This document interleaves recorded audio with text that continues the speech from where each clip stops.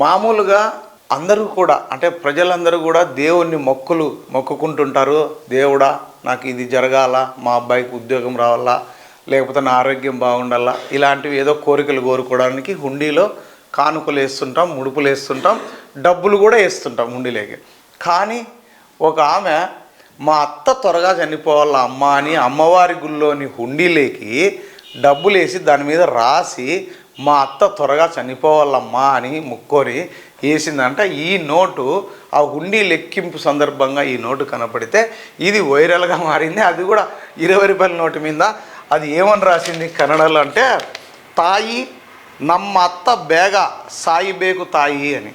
అంటే మా అమ్మ మా అత్త త్వరగా చనిపోవాలని ఆశీర్వదించమ్మా అని అమ్మవారిని ముక్కుంది. ఇది ఒకసారి చదువుతాం చూడు. మా అత్త త్వరగా చనిపోవాలి అంటూ దేవుడి హుండీలో నోటు, అంటే అమ్మవారికే లంచం ఇచ్చినారు చనిపోవాలని అత్త. ఇక్కడ చూస్తున్నాం మా అత్త త్వరగా చనిపోవాలని 20 రూపాయల నోటు పేరు రాసి దేవుడి హుండీలో వేశారు. భక్తుడు కూడా కాదు, కర్ణాటకలోని కులబర్గి జిల్లా అఫ్జలపుర తాలూకాలోని గత్తరగిరి గ్రామంలో జరిగింది సంఘటన. ఇక్కడ భాగ్యవంతి దేవి ఆలయంలో, అంటే అమ్మవారు భాగ్యవంతి దేవి అంటే హుండీలో లెక్కింపు సందర్భంగా ఈ నోటు సిబ్బంది గుర్తించారు. మా అత్త త్వరగా చనిపోవాలని రాసి ఉన్న నోటు చూసి అవాక్కైనారంట సిబ్బంది. దానిని అధికారుల దృష్టికి తీసుకెళ్లడంతో విషయం వెలుగులోకి వచ్చింది.